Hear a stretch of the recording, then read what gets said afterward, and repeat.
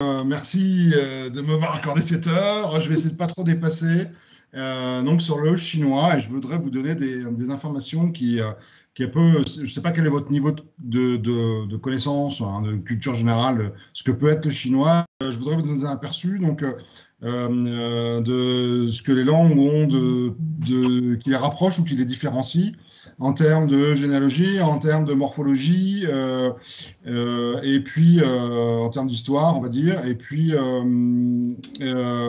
euh, sans rentrer dans certains détails sur l'origine de l'écriture, par exemple, vous verrez que je passe assez rapide, mais parce que j'imagine que pour le japonais, vous l'avez déjà vu, d'où proviennent les kanji, mais voilà. Donc c'est évoqué, mais je ne rentre pas en détail dedans.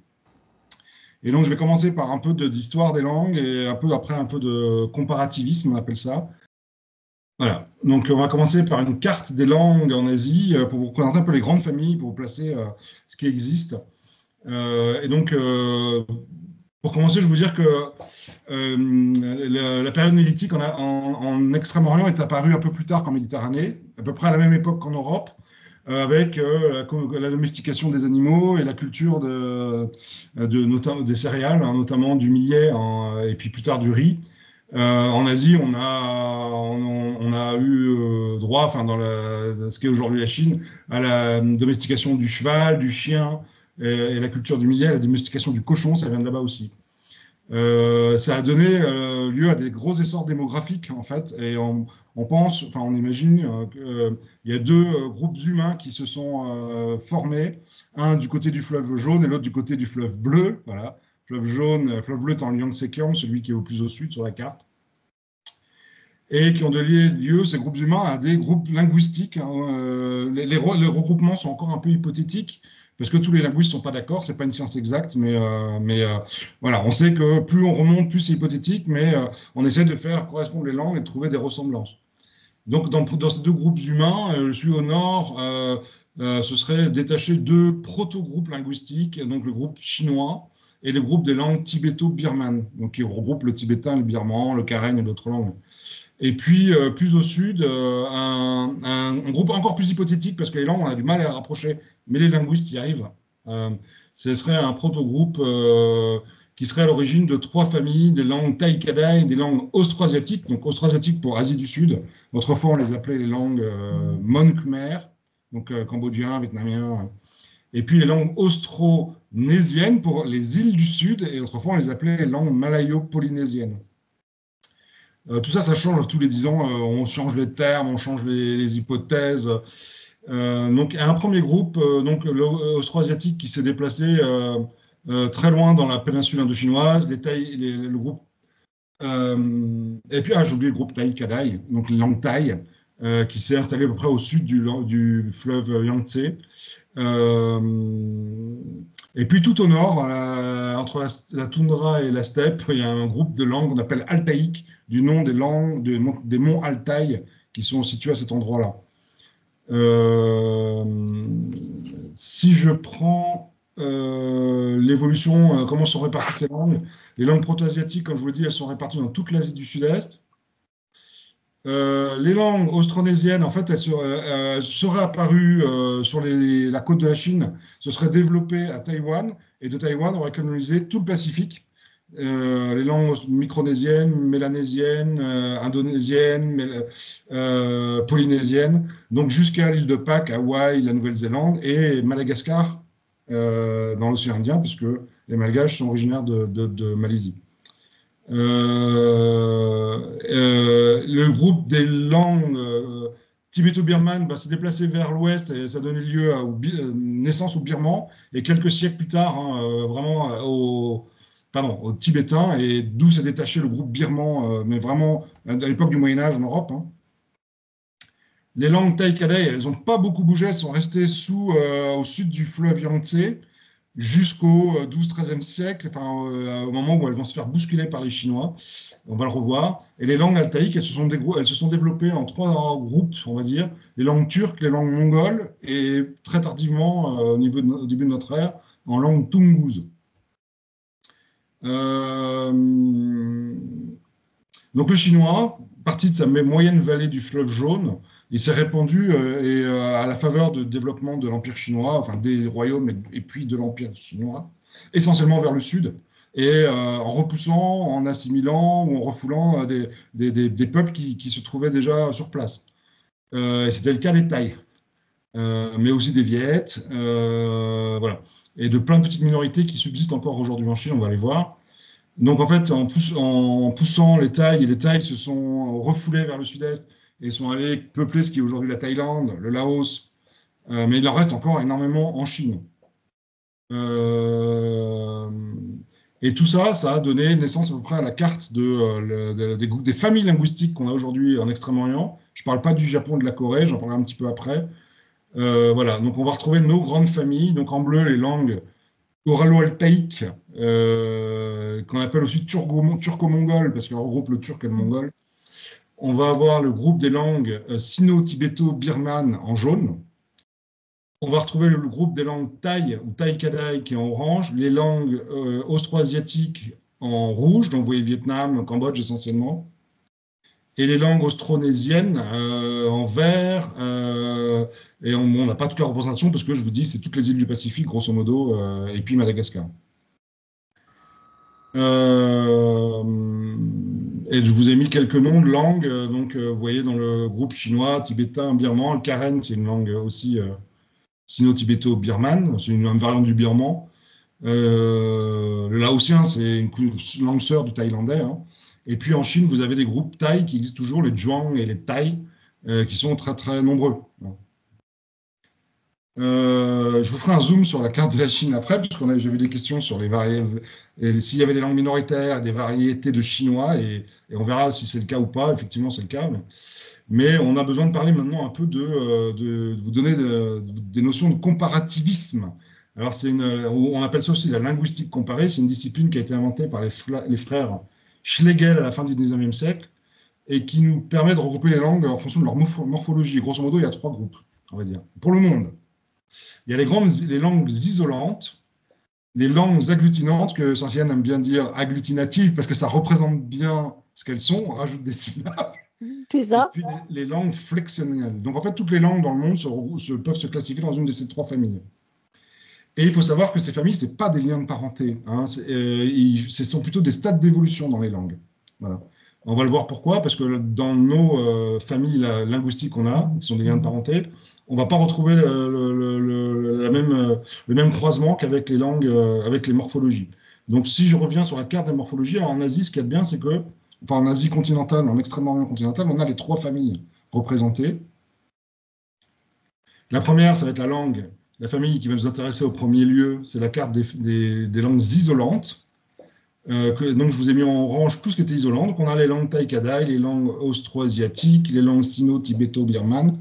Toutes ces langues sont des langues isolantes. Et on en trouve peu ailleurs dans le monde, on en trouve un petit peu en Afrique. Le deuxième groupe, il va passer en vert, et c'est toutes les langues agglutinantes ou agglutinatives qui sont très répandues dans le monde, pas en termes de locuteurs, mais en termes de surface. Donc en termes de peuple indigène, on va dire. Et donc en Asie, on va avoir les langues turco-mongoles, on va avoir les langues austro-asiatiques ou malayo-polynésiennes. Vous voyez qu'on leur donne une même origine que le chinois, le thaï, si on remonte très haut, mais pourtant elles ne sont pas dans les mêmes morphologies, parce qu'elles n'ont pas évolué de la même façon. On va trouver les langues du sud de l'Inde, donc le tamoul, le telugu, et le japonais et le coréen. Et donc, ce n'est pas des liens de parenté, parce qu'on n'imagine pas qu'il y a un... Mais tout est possible en linguistique, qu'il y a un lien entre le tamoul et le japonais, par exemple. Et puis, en blanc, j'ai laissé la troisième famille qui existe, qui sont les langues dites flexionnelles, et qui sont essentiellement dans le monde les langues indo-européennes et les langues sémitiques, et qui sont en Asie représentées par les langues du nord de l'Inde, l'hindi, le bengali, qui sont des langues indo-européennes, et le russe en Sibérie. Puis là-haut, vous voyez le mandchou, qui est une langue turque, enfin, tungouse, on va dire, donc agglutinante, mais qui est éteinte depuis le début du XXe siècle. Elle a eu un rôle important parce que c'était la langue de la dernière dynastie chinoise, donc elle a eu le rang de langue officielle en Chine pendant un certain temps. Les linguistes pendant très longtemps, dans les années 80, ont établi un lien entre les langues turco-mongoles ou ouralo-altaïques et le japonais et le coréen, parce qu'il y a des ressemblances qui sont évidentes dans la grammaire et la syntaxe. Et donc, on faisait une énorme famille qui allait du finlandais jusqu'au japonais, en passant par le turc. Et voilà, et ces hypothèses sont battues en brèche depuis les années 90 ou 2000, où les linguistes sont plus d'accord. Je trouve que c'est un rapprochement qui était un peu rapide à faire. Donc, ces liens n'existent plus. Mais alors après, quand on parle de isolant, d'agglutinant et de flexionnel, de quoi on veut parler? Et ça va nous permettre d'aller voir un peu plus ce qui se passe en chinois. Donc, le chinois est une langue isolante, comme je viens de vous le dire. Qu'est-ce que ça veut dire? Alors, les langues isolantes, on dit aussi, sont des langues sans structure grammaticale. On les appelle analytiques. Et elles n'emploient pas d'affixe ou d'inflexion comme les autres langues. Donc, ce sont des langues qui sont, où les mots sont strictement invariables. Il n'y a pas de marqueurs grammaticaux, il n'y a pas de marqueurs de genre, que ce soit masculin, féminin, animé, ni de nombre, ni de temps, ni de mode. Les catégories lexicales sont variables, donc un même mot peut être verbe, nom ou adjectif en fonction du contexte. Et donc, ça va être surtout exprimé le contexte par le contexte du thème de la phrase et de la syntaxe de la phrase. Et ce sont souvent, mais pas toujours, des langues qui ont une structure SVO, c'est-à-dire sujet, verbe, objet, comme en français ou en anglais. Mais parfois, le tibéto-birman a gardé une structure SOV, sujet, objet, verbe, comme en japonais. Le corollaire, c'est que les langues chinoises sont très fortement contextuelles. Donc on dit que le japonais est contextuel, mais le chinois l'est encore plus. Que la syntaxe, par contre, est ultra rigide, beaucoup plus qu'en japonais dans d'autres langues. Il n'existe pas d'adverbe ou d'adjectif à proprement parler, puisqu'un mot peut être, selon le contexte, un nom, un verbe, un adjectif. Quand il a une valeur verbale ou d'adjectif, on parle de prédicat. Et il n'y a pas de nom à proprement parler, donc il n'y a pas de dénombrable. Et vous allez voir, ça a une importance cruciale, parce que pour rendre un mot dénombrable, il faut des petits mots qui vont nous enquiquiner quand on veut les compter normalement ou les nommer. On parle de spécificatif, donc on a des petits mots qui doivent spécifier la nature d'un mot dans une phrase, dans certains contextes. Donc les langues isolantes sont souvent considérées comme des langues figées dans un état archaïque d'évolution. On va y revenir.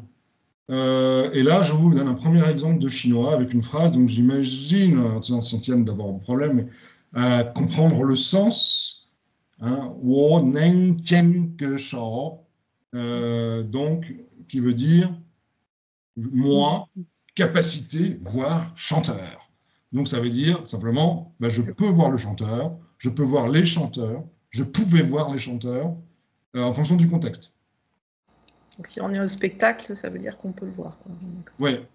Et c'est là, et ça, alors c'est un exemple, j'avais travaillé avec ChatGPT, puis après, quand je lui ai remis, il m'a fait « Ah ben non, là oui, mais ça a le sens de voir, dans le sens de rencontrer.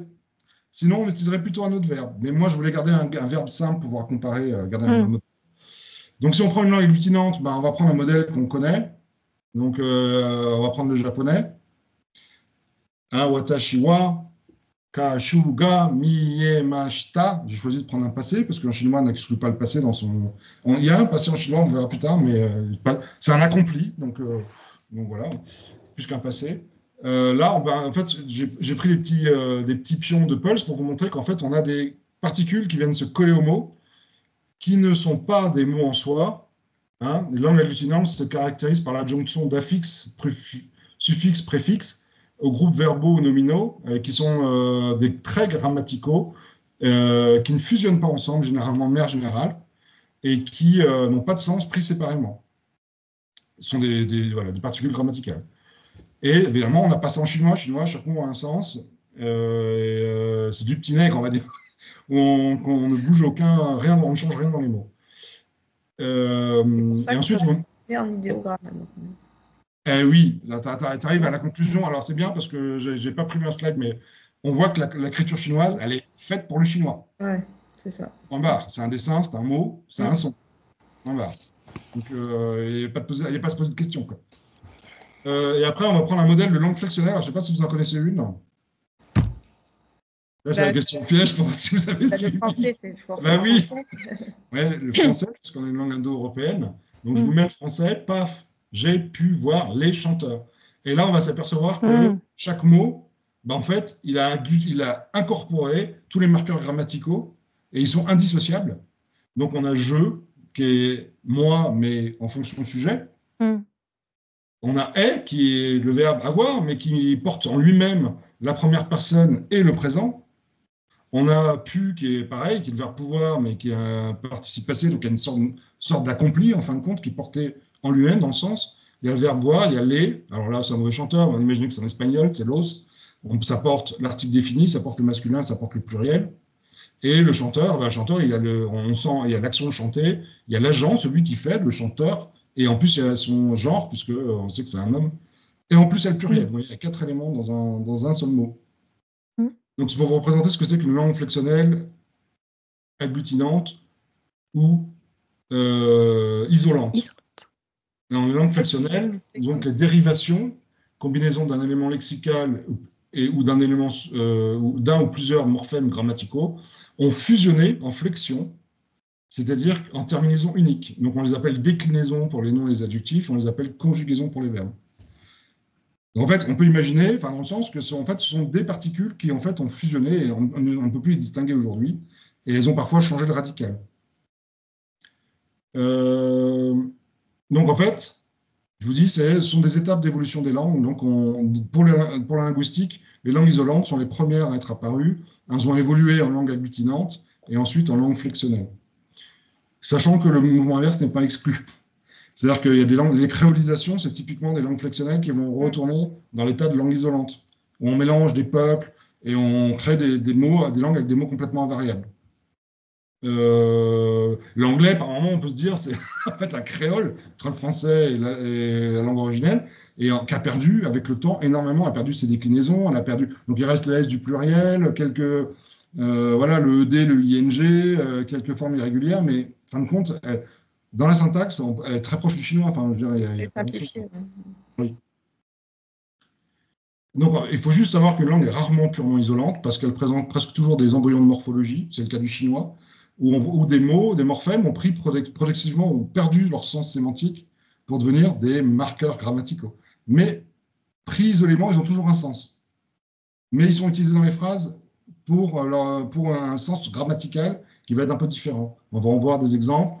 La même chose, les langues agglutinantes sont rarement purement agglutinantes parce que les combinaisons de syllabes, elles ont souvent. Alors j'essaie de prendre un exemple, je ne sais pas s'il est très exact, mais voilà, on peut dire que naï plus ta, le négatif plus le ta, bah, ça ne fait pas naïta, ça donnait des choses un peu plus complexes. Et dans certaines langues, notamment tout le groupe turco-mongol, on a des harmonisations vocaliques. Donc on va rajouter les syllabes à la fin du mot, mais en fonction du radical, les syllabes elles vont s'harmoniser, elles vont avoir toute la même voyelle à l'intérieur. Parce que c'est plus joli. Une harmonisation vocale. Les langues flexionnelles, alors toutes les langues agglutinantes n'ont pas évolué en langue flexionnelle, beaucoup ont évolué en langue polysynthétique. Et là, c'est la langue agglutinante plus. C'est-à-dire que vous n'avez pas 3 groupes, vous n'avez qu'une seule phrase et c'est un seul groupe. Donc c'est les langues amérindiennes, les langues inuites, où vous ne pouvez pas distinguer le verbe du sujet de l'objet. Et voilà. Donc, et puis elles peuvent réévoluer en langue isolante dans les phénomènes de créolisation. Quelques exemples en plus, je vous ai mis je voulais juste en bas, je vous ai mis le coréen.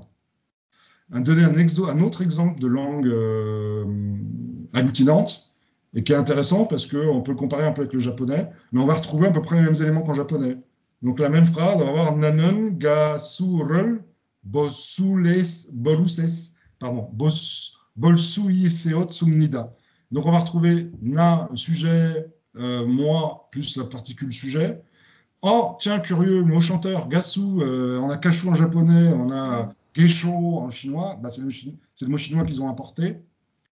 On a une fonction COD, alors la différence c'est plus un sujet qui est le sujet du verbe pouvoir être vu, mais en coréen, c'est l'objet, parce qu'on a la notion de pouvoir qui est rajoutée dans le verbe, donc voir, potentiel, hein, comme en japonais, mais par contre, on a le verbe être qui vient se mettre, donc qui peut être vu. On a une particule de l'accompli qui va marquer le passé, une particule optionnelle qui marque la politesse, comme masu ou mashi en japonais, et une particule verbale qui se met toujours à la fin des verbes, une da. Donc, si on veut parler à la forme simple, on va entendre iseot da, et si on veut être poli, on va entendre iseot sumnida. Et si vous entendez parler des Coréens, vous entendez toujours les fins des phrases somnida, somnida, somnida. C'est assez marrant. Bon, ouais, voilà, je quitte là. Je prends une autre phrase. Alors, wo chu sheng zai zhong guo. Donc, moi, On connaît la Chine alors. licence, exister, se trouver, Chine. Et en fait, ça veut dire je suis né en Chine. Si on veut exprimer je suis né en Chine, on va le dire comme ça en chinois. Et en fait, du coup, c'est assez primitif parce qu'on dit c'est autant je suis né en Chine que mon lieu de naissance est la Chine. En fait, on ne distingue pas vraiment. Et là, on va avoir des mots qui sont des verbes, enfin, qui ont une valeur de verbe, mais qui vont être utilisés pour un sens grammatical. Et tsai, on l'utilise pour exprimer un lieu où se déroule une action, mais on l'utilise aussi pour une action qui est en train de se dérouler. On va le mettre devant le verbe. Qu'est-ce que je voulais vous dire d'autre? J'ai pris un autre exemple. Alors, c'est basique de chez basique. Je mange du riz. En chinois, ça peut vouloir dire je prends mon repas. Parce que, comme en japonais, on utilise gohan pour dire le riz. En chinois, si on voit le caractère tout seul, on ne va pas l'interpréter comme le riz, mais on va l'interpréter comme le repas. Et on va utiliser les deux caractères du riz, celui du riz pas cuit là, et celui du riz cuit, pour spécifier vraiment le. Je ne l'ai pas représenté là, mais vous savez, le petit riz, le petit comé, là. Comé. Ouais, et curieusement, vous voyez un verbe manger qui n'est pas celui qu'on connaît en japonais, mais en fait, le shi ou shik a existé très très longtemps et aujourd'hui, il n'existe plus dans le chinois commun, il existe dans les langues régionales. Et en mandarin, en cantonais, il se prononce chic. Mais par contre, on le trouve dans plein de mots composés comme en japonais. Là, on a shoku en japonais, on va avoir shi en chinois. Je ne mange pas, une façon, en fait, on rajoute juste je, pas, manger, riz. Voilà. Et pas, il y a plusieurs façons de former le négatif en chinois, mais c'est la particule pou qu'on utilise pour les verbes d'action. Et puis, si on veut dire j'ai mangé le riz, on veut vraiment signifier que c'est accompli, on va utiliser, originellement, c'est un verbe qui veut dire fini, et on va dire wo chi fan le. Et puis, j'ai fini de manger. Moi, en fait, l'action est accomplie, ça veut dire j'ai mangé du riz. Voilà. Et ça, donc on va voir pou, donc c'est ce que je vous disais, une particule qui exprime la négation. Et le, c'est devenu peu à peu, ça fait partie de ces mots, en fait, qui peu à peu vont perdre leur sens et leur utilisation propre pour devenir des marqueurs grammaticaux. Et c'est celui du passé. Mais on voit le caractère, on voit le mot, on sait que ça veut dire finir. Et juste pour finir avec mes exemples de chinois, wo shi fa guo zhen. Donc, alors fa guo, il faut savoir ce que c'est la France, le pays de la loi. Je suis français, tout simplement. Donc, en chinois, en fait, il n'y a pas de verbe être à l'origine. Et vraiment très tardivement, il y a ce caractère là, c'est un prédicat qui s'est développé, qui servait à mettre en relation deux noms. Et peu à peu, dans le chinois contemporain, il a pris le sens de verbe être. Mais à l'origine, il n'était pas. Et du coup, ça nous oblige à certaines contraintes. On ne peut pas l'utiliser avec des adjectifs. Si vous voulez, comme en japonais, on a des adjectifs en i, mais en chinois, c'est pareil, les adjectifs, ils portent leur sens être, et on ne peut pas mettre un verbe être avec. Donc, c'est le cas de ta, par exemple. Zhongguo ta, la Chine est grande. Ça veut dire aussi bien grandeur, grand, être grand. Donc, on ne peut pas mettre un verbe être avec. Pareil pour petit. Voilà, c'est un clin d'œil. C'était ma première leçon quand j'ai fait du chinois à la fac, de premier livre, premier chapitre, première page, on ouvre et on avait ça comme texte. Zhongguo ta je pen xiao. La Chine est grande, le Japon est petit. Voilà, donc on ne peut pas utiliser le verbe être. Les adjectifs portent le sens, l'être grand. Et le dernier, Qin bu yao shui hua. Donc, veuillez ne pas parler, ne pas bavarder. On va utiliser un mot, qin, qui est la prière, qui est la demande. Mais en fait, on met ça au début d'une phrase. Quand vous entendez qin en chinois, c'est-à-dire qu'on vous demande quelque chose. Et ça fait toutes les formes de politesse, en fait. Donc, pas utile, parler. En fait, c'est un mot composé. On a utilisé deux mots qui se sont regroupés et qui ont le sens de bavarder.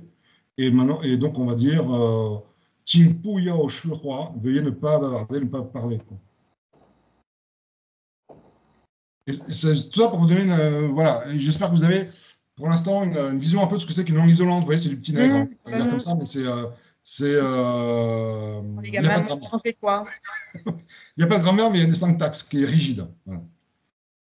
Et Alors, Julien, oui. juste avant, tu terminais tes phrases avec des ronds comme en japonais. C'est toutes les phrases en chinois comme ça aussi?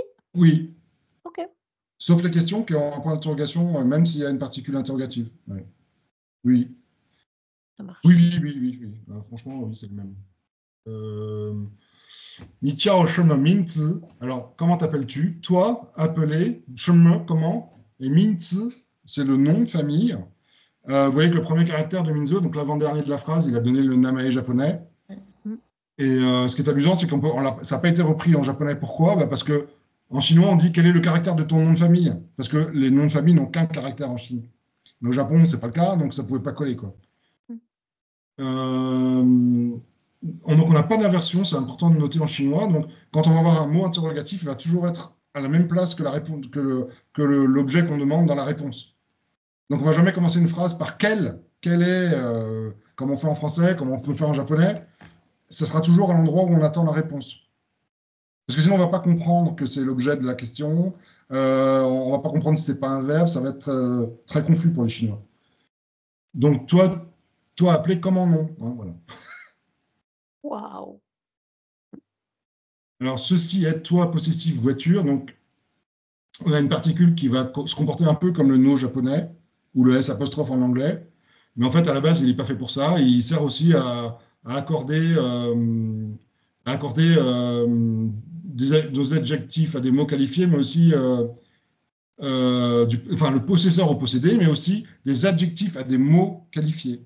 Donc, je vous ai dit Chongwota, il n'y en avait pas, mais en fait, dès que l'adjectif va être un adjectif composé de deux mots, on va être obligé de mettre deux derrière. Et ce deux, vous allez le retrouver à teki dans plein d'adjectifs. Ouais, c'est ça ce que j'allais dire. En fait, c'est qu'ils ont pris l'adjectif à deux syllabes et ils ont rajouté le teki parce qu'en chinois, c'est obligatoire, donc ils l'ont intégré dans le mot, les Japonais. Mais voilà.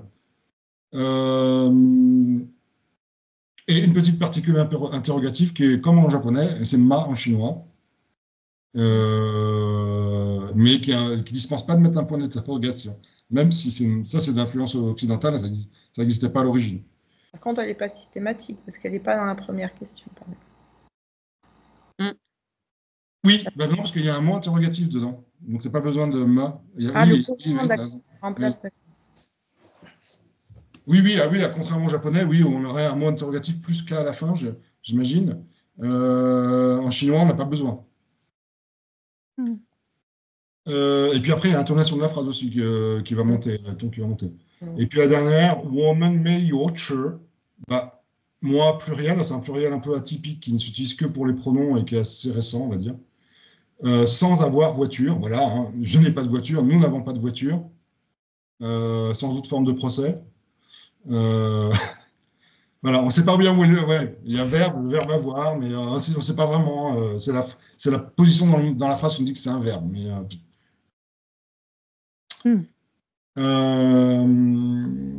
donc le chinois, comme la plupart des langues isolantes, a recours à des spécificatifs appelés aussi classificateurs. Mais il vaut mieux dire spécificatif en chinois, vous allez voir pourquoi. Enfin, classificateur, mais pas compteur. Comment on dit en japonais compteur Ouais, mais il y a plusieurs mots. Hein. On peut dire compteur chinois, ou spécificateur. Ouais. Alors, on peut le rencontrer en chinois, mais il vaut mieux pas le dire parce que ça ne se limite pas au comptage. Donc, les mots peuvent. Donc, en fait, en chinois, vous ne pouvez pas savoir la nature d'un mot, vraiment, c'est sa place dans la phrase qui va vous la donner. Et les mots se comportent un peu comme des indéterminés en français. Donc, comme en français, on dit on a du vin, du lait, du raisin, du beurre, on ne va pas dire un vin, un lait, un raisin, un beurre. On est obligé d'utiliser un autre mot à côté. Donc, un litre de lait, une grappe de raisin, une bouteille de vin. Sinon, voilà, c'est des indénombrables. Et ben, en chinois, en fait, tout est indénombrable. Puisqu'en fait, déjà, il y a beaucoup d'homophones. Et en plus, dans la phrase, c'est pas clair. Donc, si on veut vraiment parler de quoi spécifier de quoi on parle, on va utiliser un spécificatif. Donc, les spécificatifs s'insèrent obligatoirement entre le numéral et le nom, comme en japonais, quand on utilise les numéros chinois. Donc, il permet de préciser aussi l'unité de compte, mais il s'utilise aussi entre un pronom démonstratif ou interrogatif et un nom. Donc, ce livre, bah, vous êtes obligé de mettre le spécificateur entre ce livre, parce que sinon, on ne sait pas que ce qui vient derrière est vraiment un nom, un objet, et à quelle catégorie il appartient. Il y a beaucoup, beaucoup de spécificatifs en chinois. Je vous en ai mis 4 exemples. Ils évoluent avec le temps, il y a des modes, hein. Donc, il y a Ben qui est utilisé pour les objets reliés, il y a Chang qui est utilisé pour les objets plats et longs.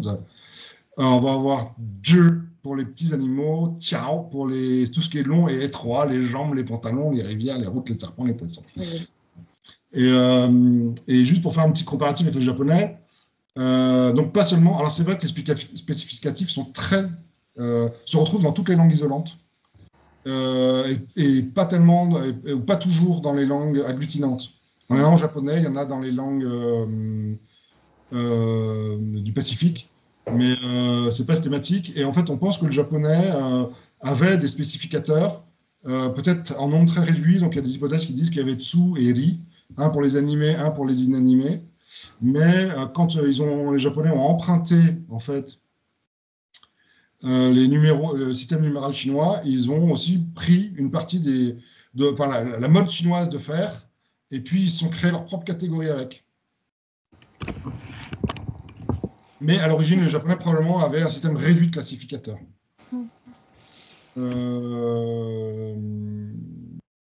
Donc maintenant, je suis obligé d'aborder un autre sujet, qui est un corollaire des langues isolantes, c'est qu'elles sont souvent tonales et monosyllabiques. Donc le ton lexical, c'est une variation de la hauteur de voix. Je ne sais pas, vous en avez déjà entendu parler des tons en chinois?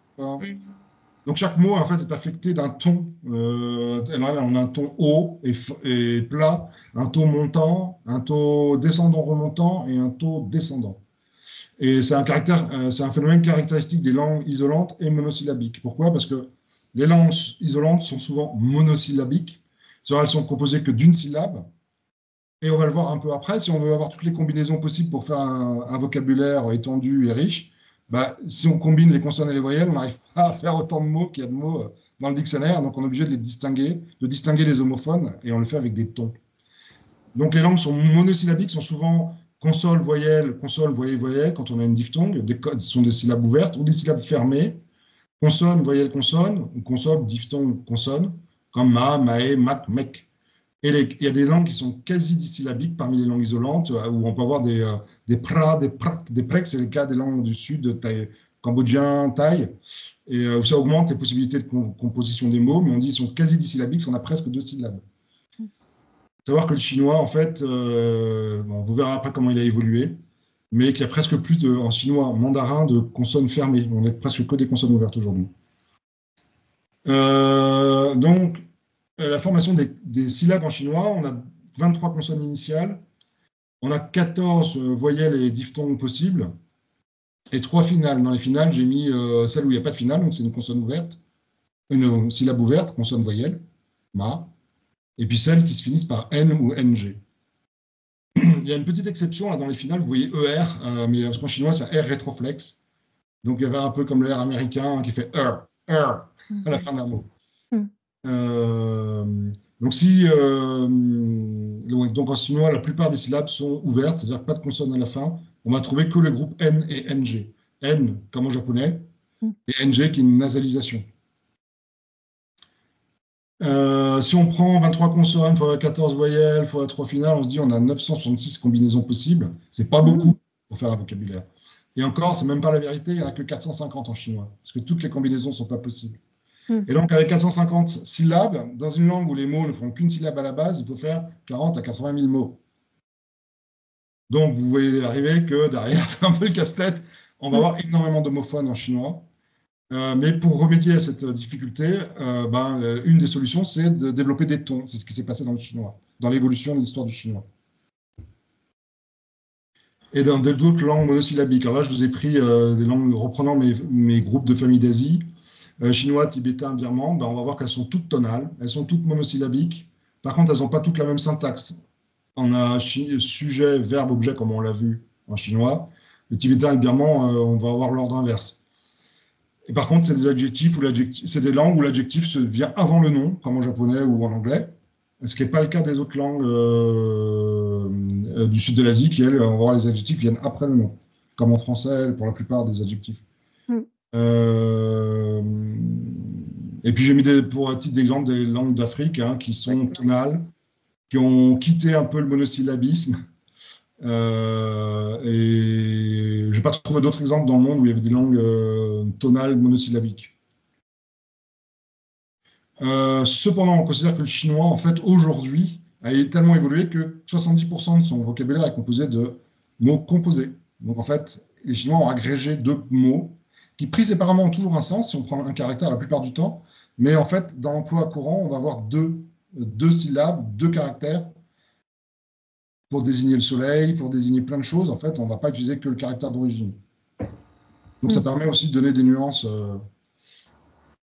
Et donc là, je vais vous donner un exemple du chinois, alors que c'est les autres méthodes de chinois. Quand vous ne commencez pas avec la Chine est grande, le Japon est petit, vous commencez avec cette leçon-là.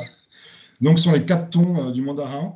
Donc, 4 fois la même syllabe avec 4 tons différents. Donc, le premier, c'est ma, qui veut dire mère.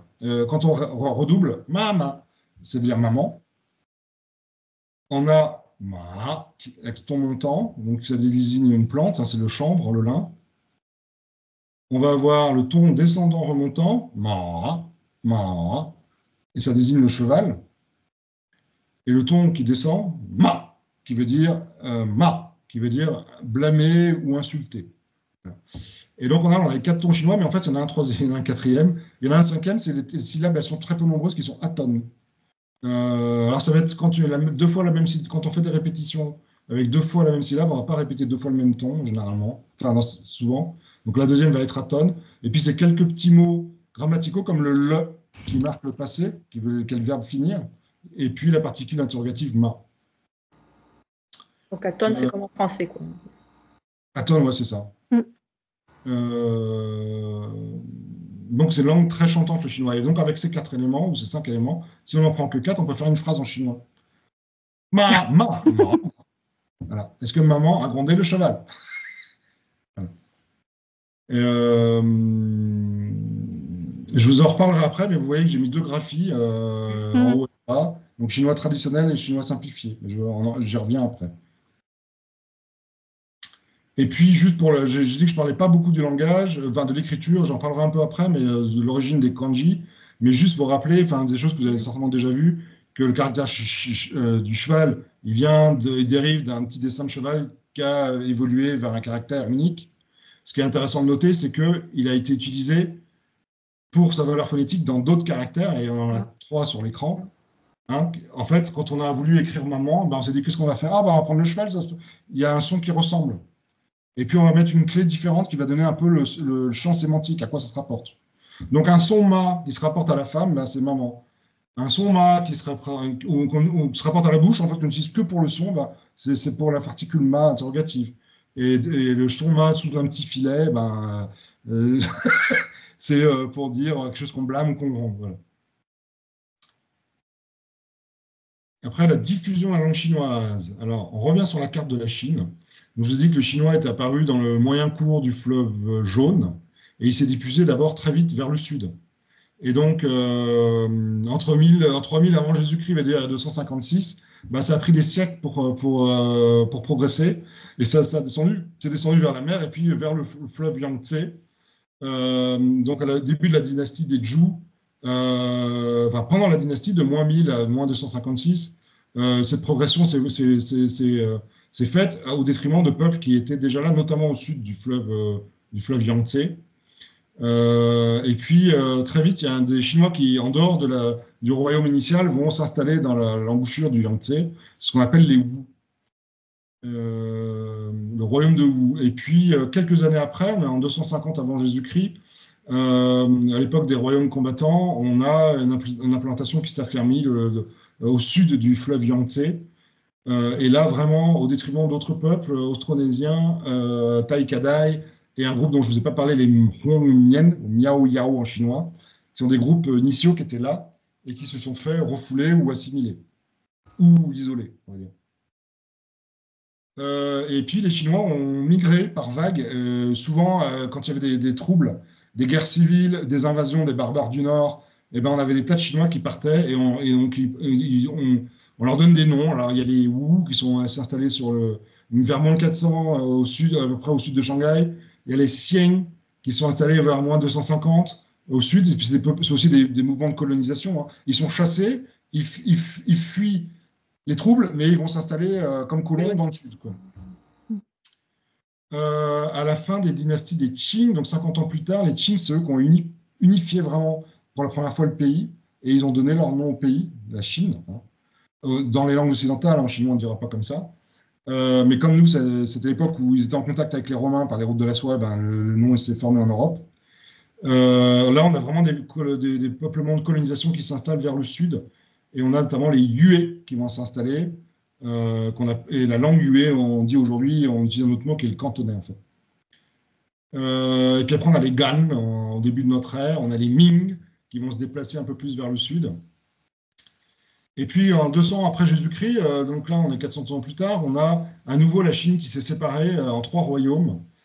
Et on a un royaume Wu de l'Est qui s'est formé à partir du premier peuplement des Wu là-haut, là où il y a marqué Jianye, qui est leur capitale. Et à la même époque, c'est intéressant de faire un petit rapprochement, vers 280 apparaît la mention dans les annales chinoises d'un royaume appelé Yamatai, qu'ils ont écrit avec des kanji, vous voyez, qui n'ont rien à voir avec le sens que pouvait avoir ce mot en japonais, et qui est la première mention du Japon. Et on ne sait pas en fait la situer, si c'est nord de Kyushu ou dans le Yamato. On est sûr que le terme est probablement pas lié à Yamato, mais notamment les Chinois ont la connaissance de l'existence d'une reine qui s'appelle Himiko.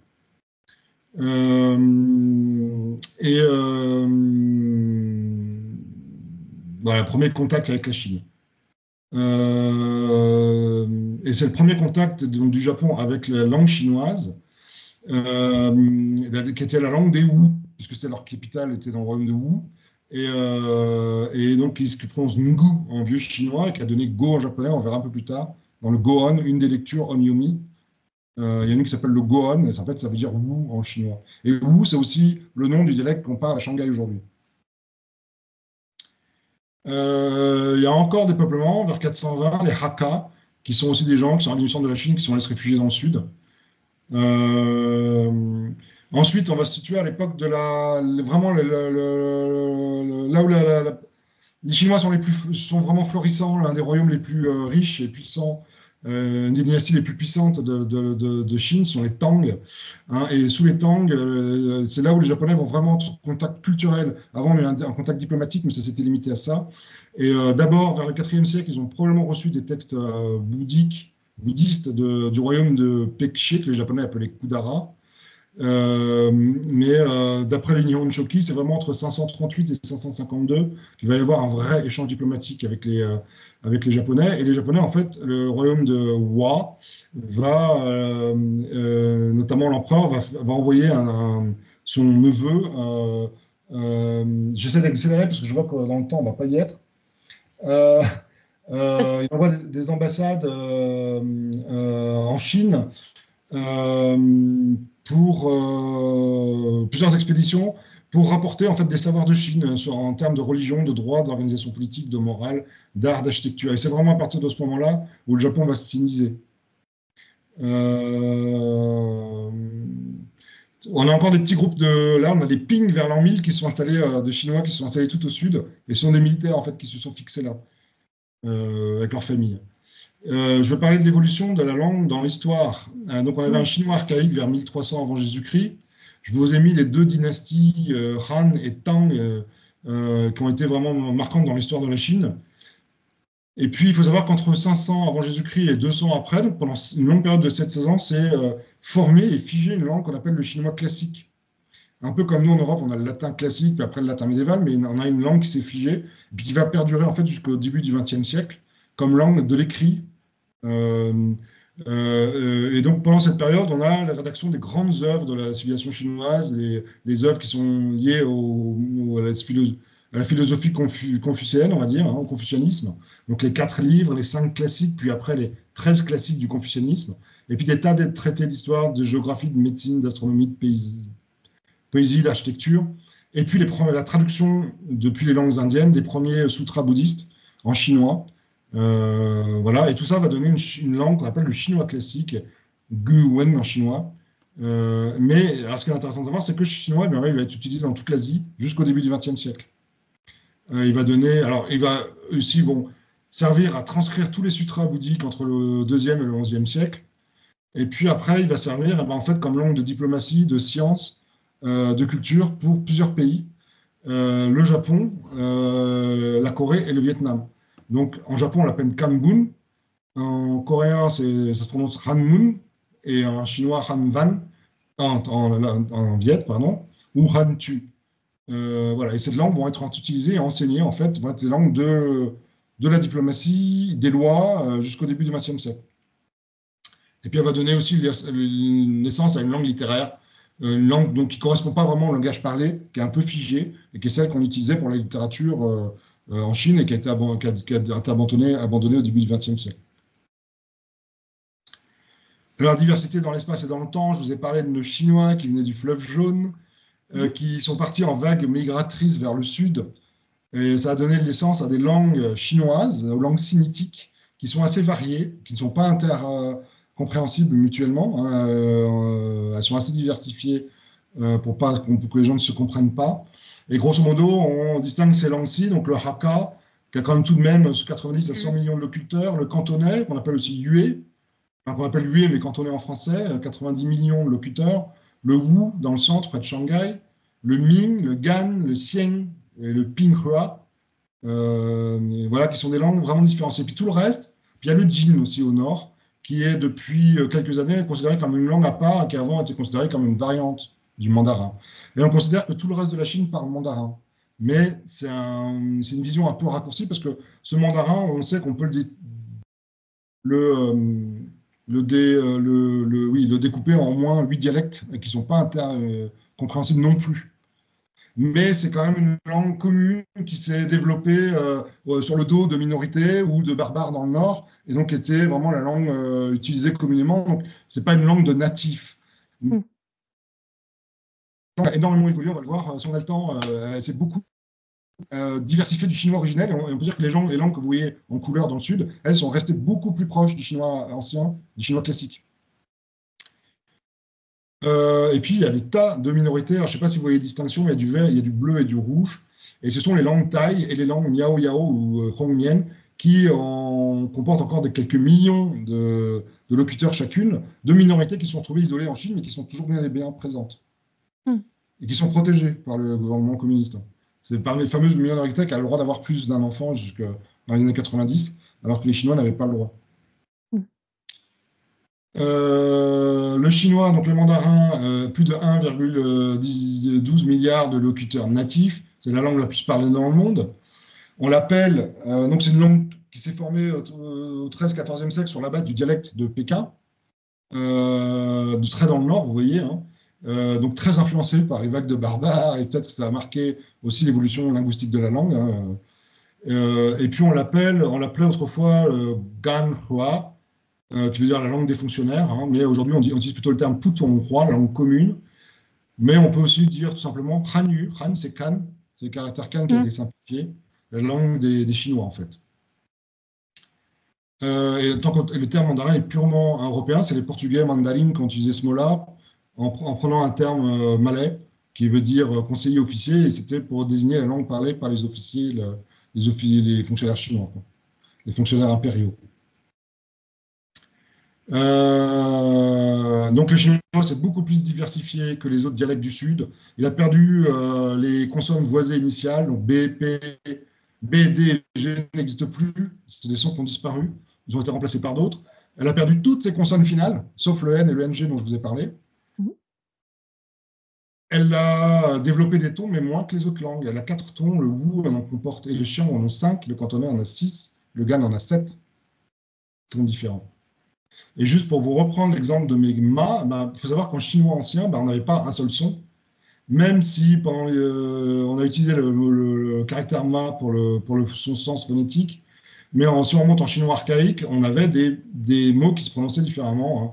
Mu, morai, mai, mra et ma. Et tout ça, c'est simplifié en chinois mandarin.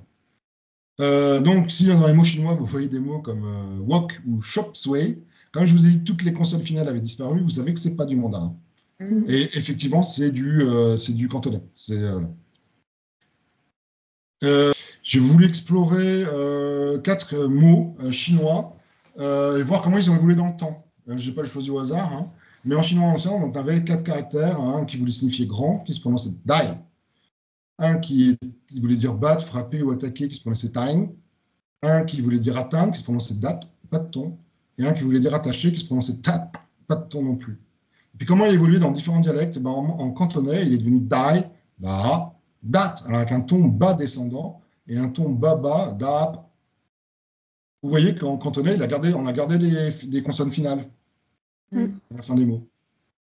En Shanghai, en Wu, donc langage de Shanghai, ben on a tout. Alors les tons ne sont pas toujours représentés par des accents, mais parfois par des chiffres. Et comme il n'y a pas d'accent, j'ai laissé les chiffres. Donc on a du, tan, tak, tach, et tak. Et puis en mandarin, ben, on a da, da, alors ça se prononce T, hein, le D, vous verrez après pourquoi. Ta, ta, ta, ta, en fait, on arrive à des syllabes qui ont le même son. Les seules choses qui les distinguent, c'est les tons. Donc, ta, ta, ta, ta. Est-ce que là, j'aurais voulu pousser. Alors, voilà, donc chinois, mandarin, la plupart des syllabes sont fermées. Comment ? Tu devrais être bon en karaoké, c'est très chiant. Donc en chinois, mandarin, on a beaucoup plus d'homophones que dans les autres langues chinoises, puisqu'on a perdu des lettres. Ouais. Et en plus, on a moins de tons. Mais là, j'aurais voulu pousser un peu la réflexion un tout petit peu plus loin, et je me suis dit, les Japonais, dans tout ça, qu'est-ce qu'ils ont pris comme son ? Voilà. Donc, du coup, juste un petit aparté, on va aller voir. Hein. En japonais, on parle des onyomi. Mais en fait, il faut savoir, si vous regardez notamment sur Wikipédia, vous verrez qu'il y a plusieurs prononciations possibles chinoises pour un caractère. Et c'est parce que, en fait, les Japonais les ont empruntés à différentes époques de la Chine et différents royaumes en Chine. Donc, il y a le Gohan, qui est en fait le son Go-Wu, hein, qui a été emprunté au royaume Wu au IIIe siècle, début du IIIe siècle, à l'époque des premiers contacts avec la Chine. Il y a le son Han, qui est en fait la prononciation de l'époque de l'apogée chinoise qui est sous la dynastie des Tang. Et il y a le son Tang, mais alors c'est un faux ami, parce que ce n'est pas la prononciation de la dynastie des Tang, mais c'est bien après, c'est sous les Song et les Ming entre le XIIe et XVe siècle. Et alors, c'est pour ça qu'on va retrouver en japonais des prononciations aussi diverses et variées que celle-ci. Et on sait que le premier, on peut, dans certains mots, le prononcer dai et parfois tai. Que le deuxième, on va le prononcer cho. Alors, je vous ai mis au-dessus une petite prononciation, mais c'est parce que le japonais lui-même a évolué. Donc, il a emprunté le chinois, puis après, ça a évolué dans la prononciation chinoise. Donc, à l'avant, c'était transcrit par les hiragana chiao, mais on pense que ça se prononçait plutôt chiu, enfin un T, plus qu'un che. Mais il n'y avait pas de possibilité, donc ils l'ont écrit comme ça, mais c'était pas comme ça qu'ils le prononçaient. Emprunté aussi entre le 7e et le 9e siècle, ils ont eu tei. Et après, ils ont da. Le troisième caractère, atteindre, on a en japonais da, chi ou tatsu.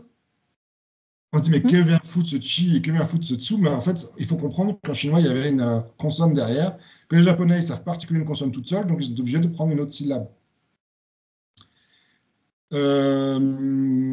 Mais c'est pas complètement exotique ce qu'ont fait les japonais, c'est quand même, ça retranscrit un peu de la prononciation du chinois ancien. Et puis, le dernier attaché, on sait qu'ils l'ont emprunté à 2 époques, sauf qu'aujourd'hui on n'a que to, mais ils ont emprunté, initialement il y avait un tofu, après il y a eu un tafu, et le tofu, tafu, les japonais l'ont simplifié avec le temps, et c'est devenu to. Donc on peut voir qu'en fait, les japonais, en fait, si on veut retrouver l'origine de la prononciation japonaise, il ne faut pas du tout regarder en mandarin, il n'y a aucune chance. Et parfois, ça peut être vraiment très, très différent. Il vaut mieux regarder un vieux chinois, ou même dans les dialectes du sud de la Chine, on va trouver plus de correspondance qu'avec le chinois mandarin. Les pronoms, alors c'est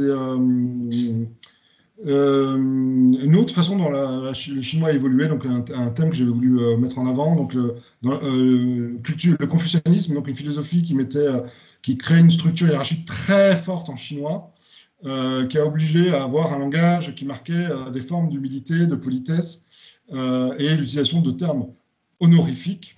La différence du japonais, c'est que comme on n'a pas de flexion grammaticale, on ne peut pas le marquer dans la grammaire, on peut le marquer que dans les noms. Mais en chinois, on a eu plein de façons. Donc, on n'a jamais eu vraiment de pronoms personnels fixes. On va utiliser des termes, des titres, des noms pour parler des gens, et notamment en fonction du lien hiérarchique qu'on a avec elles. Donc, juste, c'est pour vous dire, ça vous rappelle sans doute quelque chose. Et donc là, je vous ai mis quelques exemples, mais voilà, je vais peut-être passer vite, mais pour la première parcelle, la deuxième, la troisième, on avait des tas de termes possibles différents. On va retrouver dans la deuxième le jun, qui est le caractère du kimi japonais. Dans la troisième, on va trouver bi, qui est le carré du japonais. Mais bon, les prononciations, on ne les retrouve pas. En chinois moderne, alors je vous le passe vite, mais il n'y a plus que 3 pronoms. Il n'y a plus tout ça, ça a disparu. L'influence de la modernisation de la langue au début du XXe siècle, et après le communisme qui est venu tout nettoyer. Donc, en fait, on n'a plus que 3 pronoms. Hein, wo pour la première personne, avec une forme plurielle, woman, pour dire nous. Ni, pour dire tu, et une forme polie que le communisme a essayé d'éradiquer, et nin, et qui est un néologisme, ça a été créé au XXe siècle, hein, avec le petit cœur en dessous. Il y a une forme plurielle, le ta, qui à l'origine veut dire l'autre, ou autre en chinois, et puis qui a été utilisé peu à peu pour désigner la troisième personne. Et on lui a créé une forme plurielle, et puis on a même créé une forme féminine au XXe siècle, et une forme pour les inanimés, mais qui se prononce pareil. On a juste voulu mettre des kanji différents pour, dans la lecture, pouvoir distinguer quand on veut spécifier.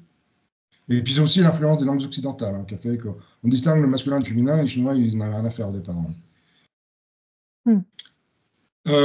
Et donc c'est en chinois, sous l'influence du confucianisme, qu'on sont apparus des termes comme xian xian, utilisés pour désigner le maître. Hein. Aujourd'hui, on dira plutôt lao shi, le vieux savant, le vieux maître. Et il y avait aussi des termes comme xiao xian, qui est utilisé pour les étudiants, pour désigner les étudiants. Et après, c'est un terme que les jeunes hommes utilisaient pour dire je dans un langage où ils voulaient être polis, déférents. Et c'est encore utilisé dans le théâtre traditionnel ou dans la littérature aujourd'hui. L'écriture, donc je vous ai remis ma frise historique. Donc les premiers caractères qui sont apparus il y a très très longtemps, je passe vite. Le chinois classique qui s'est figé entre moins 500 et plus 200. Et le chinois classique qui s'écrivait sur des rouleaux, et des rouleaux qui étaient constitués de lattes de bois ou de bambou.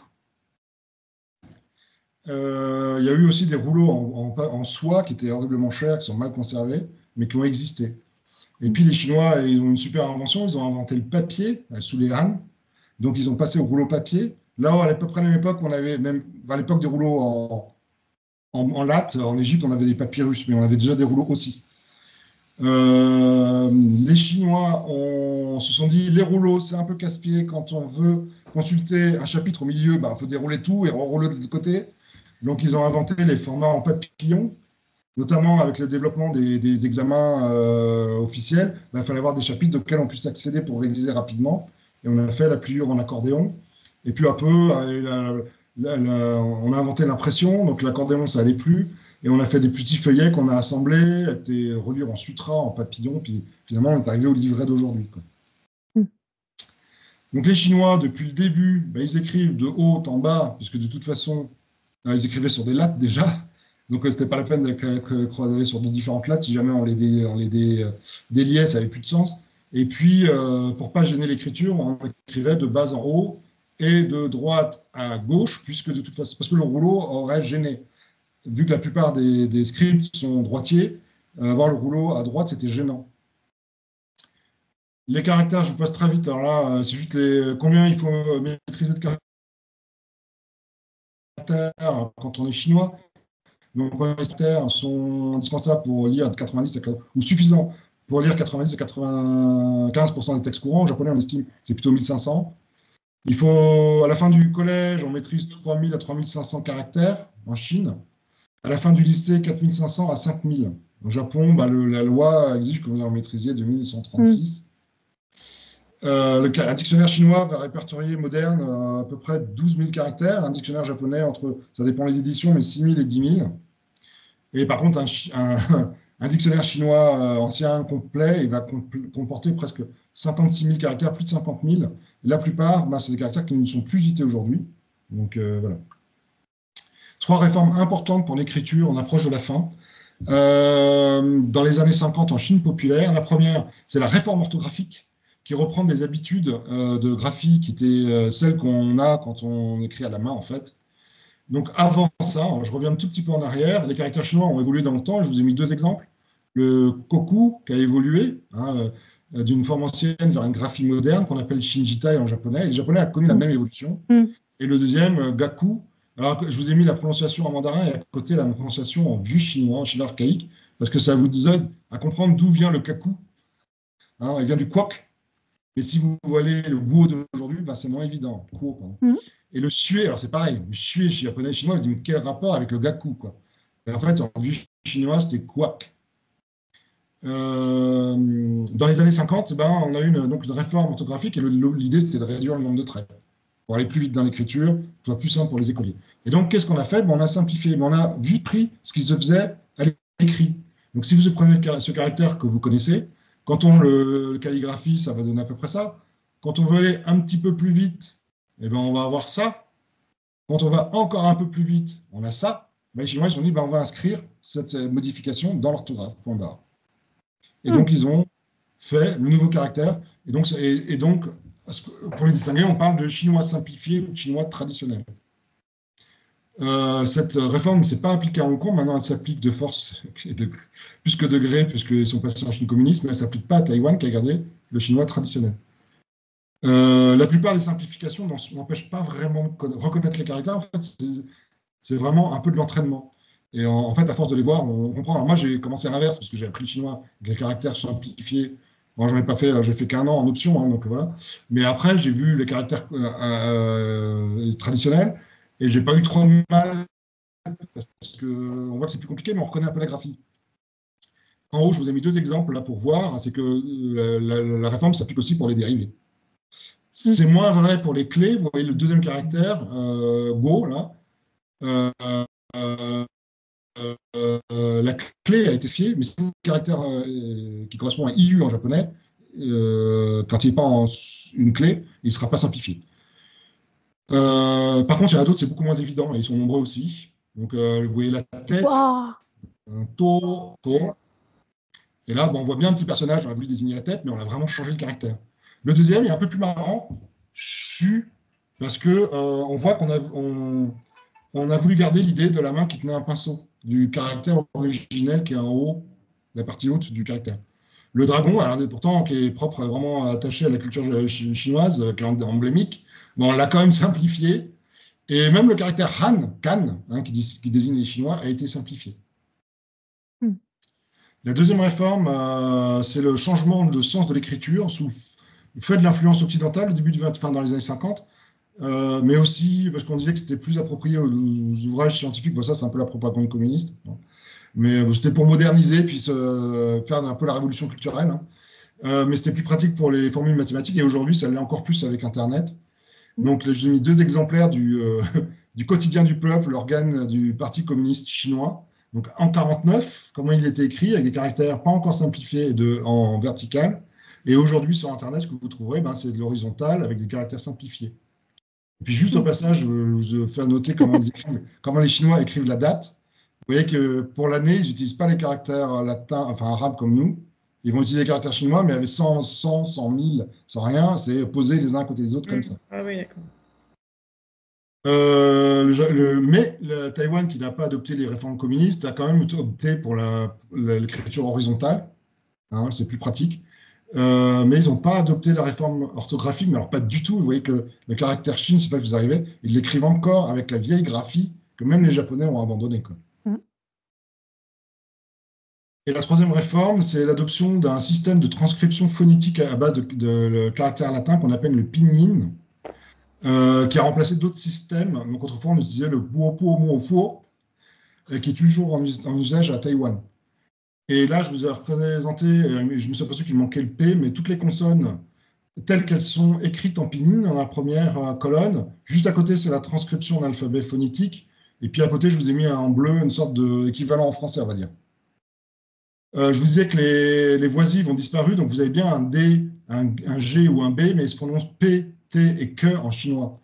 Et le P, T et K se prononce P, T, K, mais plus expulsé, on va dire. Donc, vous avez P, P, T, T, et il n'y a pas de D. J'avais un caractère, bon, chinois, un collègue chinois là, qui la semaine dernière qui me disait j'ai vu ton taux, et je disais mon taux, et je ne comprenais pas mon taux de quoi, et non, c'est parler de mon dos, parce qu'il m'avait reconnu du dos. J'ai vu ton taux, et pourtant il parle super bien français, mais en fait, il a du mal à prononcer les D, quoi. C'est marrant. Je vous ai mis donc des caractères pour exprimer, puis après j'ai voulu aussi pousser un peu la comparaison. Et donc, juste les écoliers chinois, ils apprennent depuis la maternelle maintenant les lettres pour apprendre le pinyin. Ça leur permet d'apprendre la prononciation des mots sans prof à côté d'eux. Par contre, dans les dictionnaires, on ne va pas utiliser la transcription phonétique, hein, on utilise toujours, pour les classer les mots, la clé et le nombre de traits. Donc, dans les dictionnaires chinois, vous avez les mots classés par clé d'abord et après par nombre de traits. Parce que quand ils écrivent sur un clavier, ils sont bien obligés d'écrire avec un clavier en caractère latin, on est d'accord? Ouais, comme c'était une des questions, j'ai un slide dessus, mais là, je voulais comparer avec les Romyomi japonais, donc toutes les prononciations possibles pour ces caractères-là que les Japonais ont retenus avec l'histoire. Hein. Et juste ce que je voulais exprimer, c'est qu'en chinois, on a énormément de consonnes qui sont dites des fricatives ou des affriquées, donc des sifflements ou des expulsions d'air suivies d'un sifflement, on va dire. Donc là, on a 13 sons différents. Au japonais, on n'en a que 5. Donc, je vous ai dit que le chinois était une langue qui était riche en homophones, mais en japonais, non seulement vous avez moins de sons, mais vous n'avez pas les tons en plus. Donc, en japonais, les mots chinois vont être encore plus confus. Des gen, des kan et des sho, vous en avez à l'appel.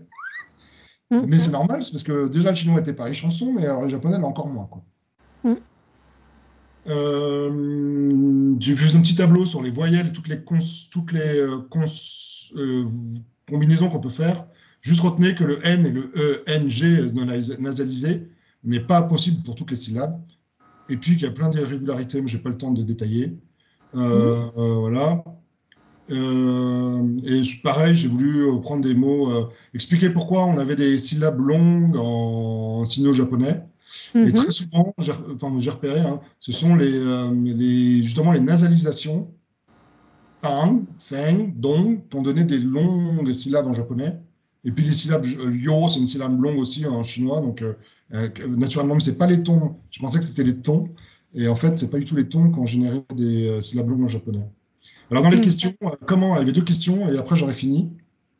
Comment les Chinois transcrivent des mots d'origine étrangère? Ils utilisent les hanzi, donc les kanji, hanzi, comme pour leur valeur phonétique et non sémantique, et ce procédé s'appelle yin-yi. Yin-yi, voilà. Donc des exemples, hein, pache, donc lieu plus officier, et ça donnait le bus. On s'en fout du sens, hein, on prend les caractères pour leur son. Ka-fei, personnage plus au rôle, enfin un mot qui veut dire ka, le personnage au rôle, et puis fei, alors on va voir pourquoi, c'est un kanji en fait qui a perdu son sens, et qu'on utilise, qui est présent dans des mots composés, mais qu'on utilise pour son sens, et pour son son, mais qui n'a plus vraiment de sens aujourd'hui. Bali, c'est pour écrire Paris, un lieu est noir, mais à noter qu'en japonais, vous pourrez trouver la même chose. Olympique, alors ça, c'est pour dire olympique. Vous voyez, vous avez trouble caché, bois, un kanji qui n'a plus de sens, mais qu'on utilise pour son son aujourd'hui, et un mot qui veut dire capable. Oh, mais c'est horrible si tu sais pas qu'on parle d'un nom étranger. Ouais, en fait, quand on les... voilà, alors ça, c'est la difficulté. On sait qu'un kanji n'a qu'un seul sens, qu'un seul son. Oui, mais par contre, quand on les voit ensemble, en fait, on sait que c'est un mot composé, on le voit tout de suite. Et si on ne voit pas au sens, on le voit au son. Parce qu'on va reconnaître olympique.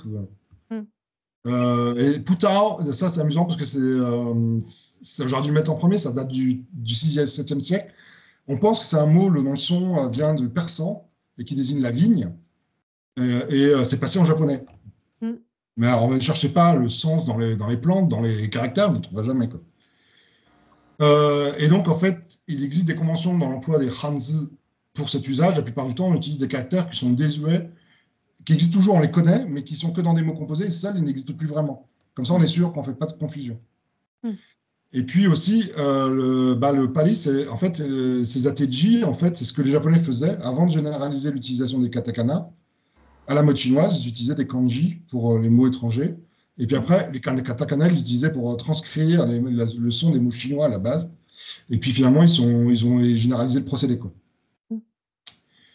Ne pas confondre avec le yi qui est utilisé pour la traduction sémantique des mots étrangers. Là où, par les Nations Unies, on ne s'est pas amusé à prendre le United Nations, on a créé un mot chinois. Donc, Yen, Reguo. Yen, ça fait partie des exceptions. IAN, ça ne fait pas Lian, mais ça fait Yen. Comme dans Tiananmen, le ciel, Tien. Comment les Chinois écrivent sur un clavier? Eh ben, ils utilisent. Il y a deux possibilités. Soit ils utilisent les caractères latins, soit ils utilisent le po. C'est surtout le cas à Taïwan. Mais en fait, aujourd'hui, les claviers sont généralement compatibles pinyin et pomofo. Hein. Donc, il y a les deux rangées de caractères. Et en fait, après, ça va être exactement comme pour les Japonais. Vous allez taper les lettres qui correspondent au son et le système va vous proposer tous les kanji, tous les hanzi qui correspondent. En chinois, la seule différence, c'est que comme il y a des tons, vous pouvez, si vous voulez, rajouter le ton avec un chiffre derrière. Le ton 1, le ton 2, le ton 3 et le ton 4. Et là, il va du coup filtrer et vous proposer que les caractères qui correspondent à cette prononciation et ce ton. Eh bien, j'ai fini. Bravo. Xie, c'est merci en chinois. Xie.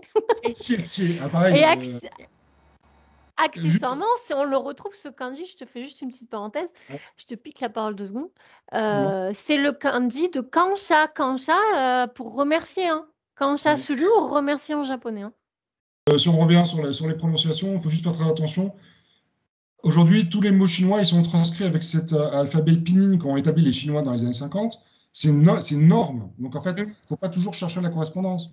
Et quand on entend les journalistes qui prononcent Xi Jinping, le président chinois, c'est pas Xi. Il n'y a jamais de Xi en chinois. C'est juste qu'on a utilisé le X pour prononcer un espèce de chuintement voilà, c'est Xi.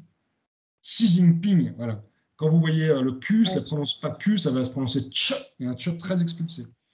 Faut juste le savoir. Il ne faut pas essayer de reproduire les sons qu'on lit, parce qu'en fait, il vaut mieux s'attarder à l'oreille et puis reproduire ce qu'on a entendu. Voilà.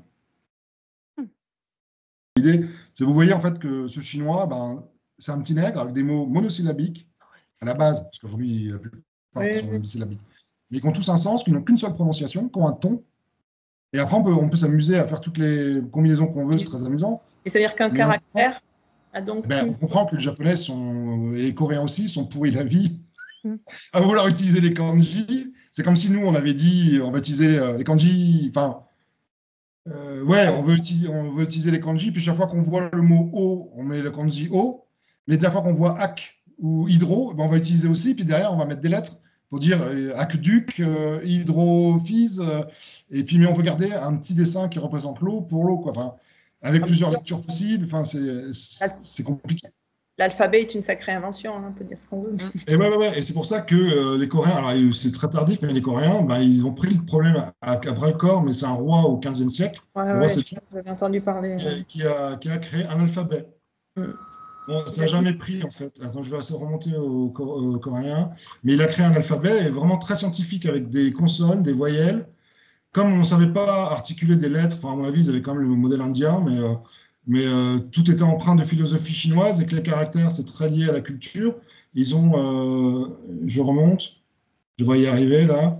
Ils ont essayé de reconstituer avec des consonnes et des voyelles les petits carrés des mots chinois, parce que c'est un petit univers. Tout doit s'inscrire dans un carré, et donc ils ont reproduit la même logique. Là, voilà. Mais en fait, vous voyez, ce sont alors, les voyelles, c'est facile à reconnaître, ce sont des traits avec pas de point, un trait, un double trait, avec un point ou 2 points. Et ça, vous savez, c'est A, O, I, O, U. Et toutes les autres, c'est des consonnes. Et donc, vous avez des voyelles fermées, la plupart en coréen, c'est voyelles, consonnes, voyelles. Parfois, quand il n'y a pas de consonne au début, on met un petit 0, un petit O. Vous voyez, là, c'est IS, mais en fait, on a I, S, S. Vous voyez, je ne sais pas si vous voyez ma souris. Ouais. Sauf que ça n'a jamais pris parce que, comme tous les pays, les savants, les sachants, ils s'étaient coltinés 10 ans d'apprentissage du chinois, ils n'avaient pas du tout envie de passer à ça. Donc, ça s'est vraiment déployé qu'au XXe siècle. Les Coréens, alors, pareil, les lycéens, les collégiens, ils sont quand même obligés d'apprendre des kanji parce que dans la littérature classique, bah, chaque fois qu'il y a un homophone chinois, parce que pareil, en coréen, le système phonétique est plus simple, même s'il est plus complexe en japonais, et ben on met entre parenthèses le kanji qui correspond, sinon c'est pas de quoi on parle. Il y a ça, et puis il y a tous les noms de famille qui s'écrivent en kanji en coréen, donc il faut les apprendre. Ah oui, Mais, les Coréens, ils écrivent leur nom de famille en kanji. oui, oui, oui. Ah oui, je savais pas. C'est dingue Et en ça. plus, c'est des Ouais. kanji, ouais. Et puis, alors sauf la Corée du Nord communiste qui a voulu faire table rase du passé, du coup, les Coréens du Nord n'apprennent pas du tout les kanji, donc ils n'ont pas accès à la littérature classique, parce que chaque fois qu'il y a un mot entre parenthèses, eh ben, ils ne savent pas de quoi on parle. C'est toujours des questions de pouvoir, hein. Ceux qui Ouais. maîtrisent la langue préfèrent. Ouais, il y a un peu de ça. Ouais. Ah, ouais. Bon, bah super. Et sinon, donc, un kanji chinois, il a une prononciation unique. Un seul son. Voilà, Si c'est tu d'avant. considères que tu es en mandarin, mais après en cantonais ou. Oui, c'est un autre son, je Ouais, comprends, mais ça. dans une langue, un caractère a forcément qu'un son, et après. Il y avait un petit camarade qui parlait très bien chinois là, quand j'ai fait un collègue et il m'a dit non, mais en chinois aussi. Et j'ai cherché, j'ai pas trouvé un exemple de mots de prononciation en chinois, de caractère. Donc il y a peut-être 2 ou 3 exceptions, mais donc évidemment, ouais, on n'a pas ce problème-là en chinois, quoi. Mais je Oui, c'est comprends ça. mieux pourquoi j'avais entendu dire que les Chinois, il y a plusieurs Chinois, ils se comprennent pas entre eux, mais écrit, ils arrivent à lire. Alors, je comprenais pas. Et effectivement, si c'est des trucs, si c'est des isolats comme ça et qu'il n'y a pas de grammaire au milieu, je vois mieux, ouais. Ouais. Alors après, il y a des différences, c'est-à-dire il y a du vocabulaire spécifique, il y a des choses qui vont changer, un peu de grammaire, mais grosso modo, à l'écrit, ils arrivent à se comprendre. Oui, ça doit être plus facile. Mais ils ont un peu de vocabulaire spécifique, ils ont les pronoms qui ne sont pas les mêmes souvent. Enfin, chacun a développé son petit système, vu que c'était dans un système libre. Tu faisais un peu ta popote. Mais les Japonais ont fait un peu pareil. Enfin, pour les pronoms, des kimi, des machins. Les Japonais peuvent pas lire le chinois non plus. Enfin, ils peuvent reconnaître quelques caractères, mais ils ne peuvent pas bien comprendre. Non, sauf que les Japonais, jusqu'au début du XXe siècle, ils apprenaient le chinois. Oui, oui, Dès qu'on d'accord. était en études supérieures, on apprenait le kanbun. Oui, Donc oui, on savait lire le chinois classique. ça, c'était les lettrés, quoi. Ouais. Oui. Mais en fait, tous les gens, enfin, j'ai lu qu'au début jusque dans les années, il n'y a pas très longtemps, tu rentres à la fac, tu rentres en fac de littérature, je crois que tu dois apprendre le kanbun au Japon.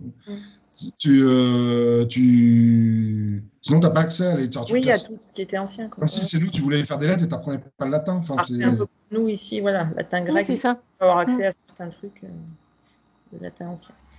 Eh ben, merci beaucoup. Ouais. Merci, ouais. Merci. C'est clair que là, on repart avec Ouais. plein d'infos sur le chinois et moi, je sais plus si je vous avais raconté une anecdote, hein. J'avais été à Hong Kong et je sais plus si je vous l'ai raconté. J'avais trouvé une chanson, enfin, j'étais dans un magasin et je trouvais que la chanson était sympa et j'avais essayé de demander à la vendeuse quel était le nom du groupe. Je m'étais dit, je vais repartir avec le CD, j'irai au HMV, là, au magasin de musique en face, et puis je m'achèterai le CD et je repartirai avec. Et moi, naïvement, je pensais qu'elle parlait anglais. Ben non, elle parlait pas anglais. Et bah, elle parlait forcément pas français, ni espagnol, ni rien du tout. Donc, en fait, j'ai pris un papier, un crayon, et puis j'ai écrit ma phrase en japonais sur un papier. Et justement, tu vois, tu mets tes cachus là. J'ai dessiné mon cachu, namae, nan desu ka, kachu no namae wa nan desu ka. Et puis, je me suis dit, je verrai bien quoi. Et elle m'a écrit tout un tas de trucs sur mon papier. Et je suis allée au HMV. Je me suis dit, je sais pas, hein, ça se trouve, elle m'a écrit, je comprends pas. Enfin, j'ai filé mon papier, le gars il est revenu avec le CD et c'est comme ça que j'ai acheté le CD de la musique que j'entendais dans le magasin. Donc ça marche quoi quand même à l'écrit. Après, je sais pas, il y a des Français, je connais des Français qui sont traducteurs de chinois qui disent oh, moi je comprends. En fait, ils comprennent de quoi on parle, mais ils voient le thème d'un texte en japonais, mais les particules, les paumes, quoi. Je pense que les Japonais sont plus à l'aise quand ils voient du chinois que l'inverse, quoi. Ah oui, c'est ça, ouais, ça tu m'étonnes. Mais par contre, ce qui perturbe quand même, c'est enfin, moi je trouve ça super dur, quoi, du coup, de pas avoir les balises de particules quand on est habitué. Je trouve que c'est hyper perturbant. Et puis l'ordre aussi, parce que du coup, enfin, moi, ça me demande de l'adaptation, hein. Ah ouais, pourtant, il est plus proche du français ou de l'anglais. Enfin, Franchement, Ouais. pour le chinois, en termes de grammaire, c'est fingers in the nose quand tu commences. Hein. Oui, ce que j'allais Ouais, dire, ouais. Et c'est juste après, pour les tons, amuse-toi pour les prononciations, et puis tu vas prendre tous les kanji. Ouais. Mais Ah ouais. ils ont qu'un son. Et il y a juste une Mm. question à laquelle je n'ai pas répondu, qu'on avait posée, là, que j'avais listée, c'était est-ce que le japonais a influencé le chinois? Mm. Alors non, mais en général non. Il y a juste au début du XXe siècle, les Japonais ont créé plein de néologismes en associant des kanji pour créer des termes danois ou je ne sais quoi, pour créer des termes liés à la technologie qui n'existaient pas. Et plutôt que de prendre des mots, il y a une vague quand ils sont un peu, ils étaient ouverts après Meiji de force par les Occidentaux. Et à un moment, il y a un peu une vague nationaliste et ils se sont dit non, on va créer notre propre vocabulaire. Et donc, il y a des tas de mots qui ont été créés en japonais et un certain nombre sont passés en chinois. Donc, des mots composés de deux kanji qui n'existaient pas du tout en chinois, liés à la technologie, hein, qui sont ou à la société, ou des termes comme, je ne sais plus, la liberté, des choses qui sont des néologismes, qui n'existaient pas, sont rentrés en chinois. Mais voilà, ça va être quelques dizaines de mots, quoi. C'est ça, dans la balance, c'est plutôt dans l'autre Ouais, sens. Merci Ok. beaucoup. Vraiment super chouette exposé. Merci beaucoup, beaucoup tout plein. Et écoute, je suis sûre qu'il faut le temps que ça travaille parce que là, tu nous as tellement envoyé d'infos que je pense qu'on aura des questions, mais en décalé. Et bravo pour les illustrations aussi, c'est très pédagogique. Hein, vraiment. Ouais.